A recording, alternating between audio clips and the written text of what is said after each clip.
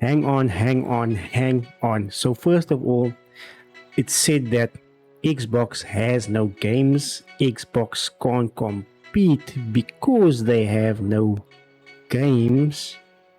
And that PlayStation is just too far ahead with its AAA games because of its high quality. Xbox cannot catch up. To now it going from when Xbox actually pushes out games after all the acquisitions they did a couple of years ago, and now they're actually seeing the fruits of that acquisition come to bear. And now that they're actually competing, now it's all of a sudden Xbox has mid or bad games. Now, yeah, given last year they didn't have the great year. I think they had a good year. They were still able to push out a couple of games. And yes, although it was not well received by the critics, and like I always say, you shouldn't worry what the critics say. It's your personal experience, but it also did not click too much with the audiences.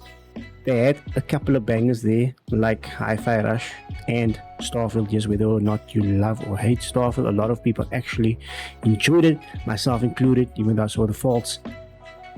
But now that Xbox is actually pushing out games and competing, now it's not good enough. I don't understand. I thought you wanted the competition as well. When they say, oh, I just want Xbox to compete. But when they do compete, it's not good enough. Man, in this video, we're talking about Senua's Saga Hellblade 2. And as you know, we got an official release date, which is May 21st, 2024, when we will actually get our hands on Hellblade. I'm pretty excited for this one. The game looks phenomenal. It looks great. But I feel like, in my opinion, I feel like they are holding a lot of things back from revealing them, not to spoil the experience for the players, so that come May 21st, that is when you get the full experience of the game. So I think they've gone full-blown cinematic experience with the game, right? And yes, it's 7 to 8 hours long, and apparently that's controversial. Apparently this game it's being considerably torn apart by the blue team. And when I say the blue team, I mean those who are brain numb, who continues to feel console wars, to put some meaning in their lives. But yeah, now I know it's on both sides. Don't get me wrong, I know that. But like I always said, don't console, man. Just don't console. But let's take a look at what the console warriors are saying about Senua's Saga Hellblade 2. Let's get to it. Hyped says, probably the most boring gameplay I've seen from a third-person adventure. Extremely linear walking simulator. Yikes. And he quotes the Red Dragon, who obviously posted a clip of the gameplay of Senua just walking and saying this is Hellblade 2, insinuating that it is simply a walking simulator. No! God, please, no! No! No! Now, what is wrong with this? First of all, is it not like 90% of PlayStation games are like linear cinematic experiences, with linear stories? Yes, some of them, like God of War, has some optional content that you can do, but they're all linear driven stories. They are cinematic experiences. And although I love them, which I do, like Last of Us, God of War, all these PlayStation games, I love them as well. What we've seen in recent years is that the cinematics tend to overstay the welcome, and it encroaches upon the gameplay, where you are sitting there for a couple of minutes just to press a button, waiting to press a button or mash a button, and a lot of people are waking up to this. So now all of a sudden, when Xbox puts its foot into the cinematic experience, it's now being torn apart, saying that it's extremely linear and that it's a walking simulator, even though we haven't seen that much of the game. The Red Dragon goes on to say, Hellblade 2 is shorter than the already short first game, which puts it in the tech demo territory with 97% walking scenes. Wow. I'm telling you, it's almost like the Red Dragon has some sort of insider scoop that nobody else has, that he just spits these mind-blowing facts. And what's crazy is that he actually believes it himself. That's what's crazy. And I know a lot of people say that the Weird Dragon is just a troll, but I think it started out that way. And I think he became so invested in the trolling that he actually started believing the BS, that he is a grown man partaking in console wars. You know, he's starting to believe and buy the BS that he preaches. But anyway, so 90% walking cutscenes. Wow. Again, is that not most of the PlayStation's catalog? Correct me if I'm wrong here. But you know what was God of War 2018? Not mostly, when, especially in the boss fights, especially that first boss fight. Did IGN not highlight that from that boss fight, which is like what, 45 minutes to an hour long or something, and only certain sections were playable, which was like, what was it, 15-20 minutes or something? I can't quite remember now, but you know what, let me not tell you. Here's the video, take a look for yourselves.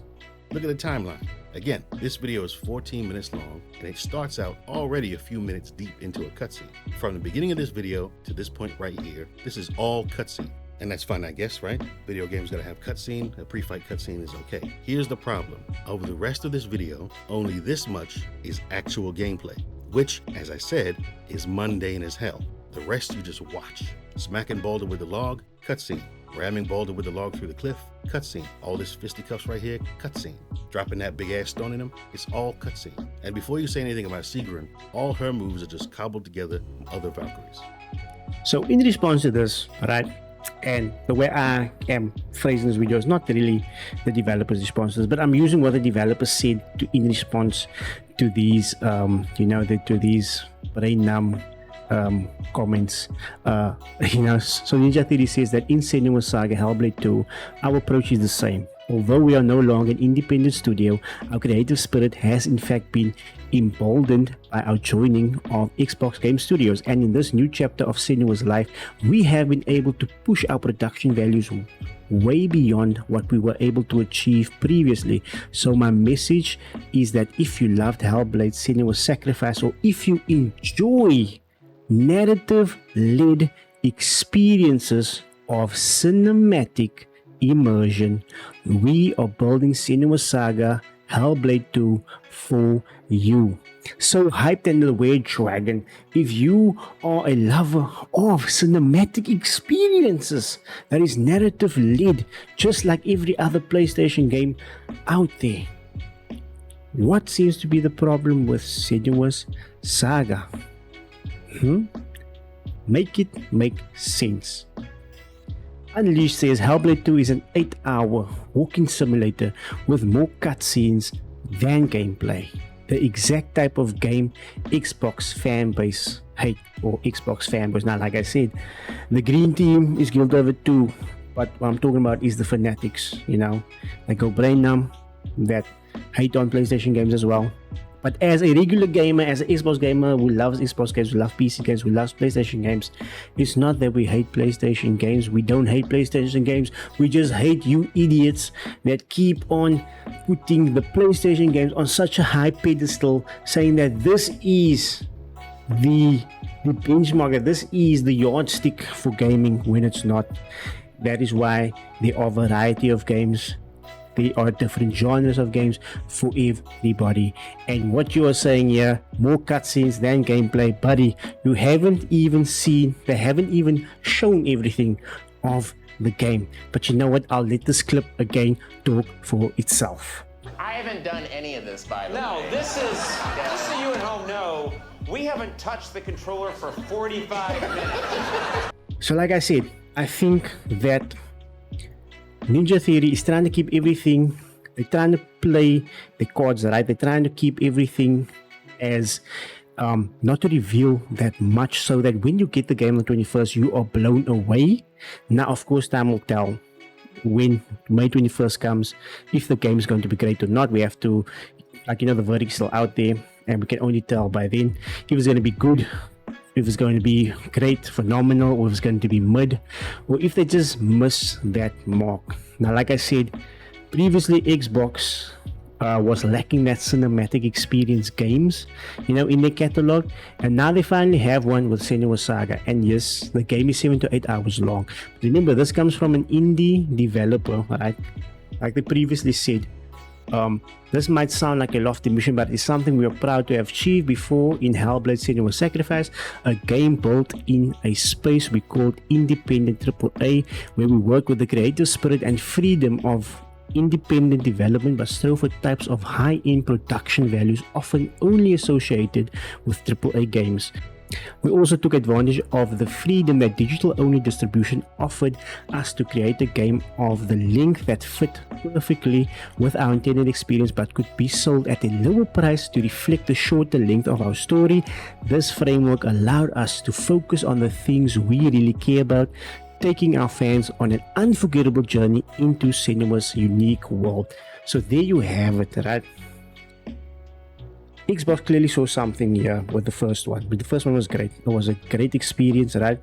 A journey of psychosis where the audio design was phenomenal, was the best thing about the game, right? They saw something in this game. Now they have the backing of a AAA studio, but they are still keeping to their to their passion, to their origin of what made them, of what made Ninja Theory, you know what I'm saying? What made the first game. They're still keeping to that guns, and that is great, right? They're not letting because the backing of Microsoft blowing the game out of proportion to what it does not need to be, where it's filled with bloat, where the game is completely just losing its identity and things like that. No, they are sticking to their guns. They're doing what they know, and they, within this framework, they're doing what they really care about, and they want the players, the fans, to really experience their cinematic world that is Senua's Sacrifice, Now, yes, the game will only be digitally available, and I know a lot of people are bummed out by that, right? The game is also retailing for $49.99, which is a great price point, because many games that is much shorter, like Call of Duty, Modern Warfare 3, retails at $70 or more for less than 5 hours to 6 hours, right? Or there are many other games that retail for $70 and the game's not even complete. So I think they really hit the nail here with the correct pricing. If this was $70, I mean, then it would have been crazy for 7 to 8 hours. I mean, come on. Right? Not just that, the game is available on Xbox Game Pass or PC and console. So I mean, you don't even need to spend those $50, but people will be spending it. However, oh man, it gets worse when just when you see the light at the end of the tunnel, there's always a pony waiting there, and they just make everything worse. So the Red Dragon says, this is Xbox. They probably already know that it's not gonna sell well and not worth the money to print discs. There's a reason they won't show unscripted gameplay. I told you, dude. Man, come on. I told you. This guy believes the BS he's spitting. Honestly. Stop it. Get some help. He believes the BS he's spitting. We've seen already from Starfield, from Power World, that Game Pass does not affect sales. We've seen it. Come on. Really now? Are we still running with that narrative? Really? And yes, I know digital, like a lot of people's not comfortable with that, but the sad reality is that is the way the industry is going, and it's not just gaming. So speaking from experience of working in the acquisitions of IP and the licensing of IP with publishing companies, this is the way the companies, this is the direction companies are going into a digital landscape where everything is digital. That's unfortunately the harsh reality, right? And Senua Saga is one of them. Starfield was one of them. They're going all digital. That's a sad reality. And yeah, I know people are like, you don't own your games anymore. So it's kind of a bummer, but that is the reality that gaming is heading towards. Even PlayStation, they will get there. So yeah, man, the Red Dragon, man, totally brain numb, totally. And then again, he says there's a reason why they won't show unscripted gameplay.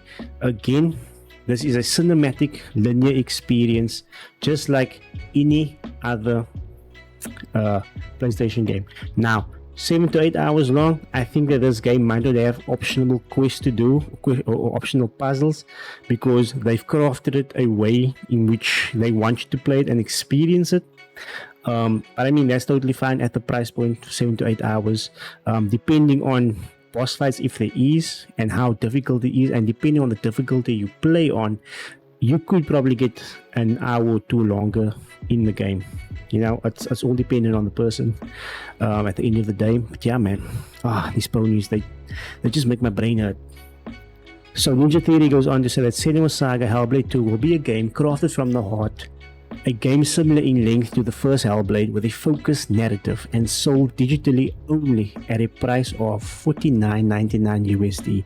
And you can once again expect to join Senua in understanding her world through perception, puzzles, led by her experiences of psychosis, in brutal and visceral combat, and intraversal gameplay.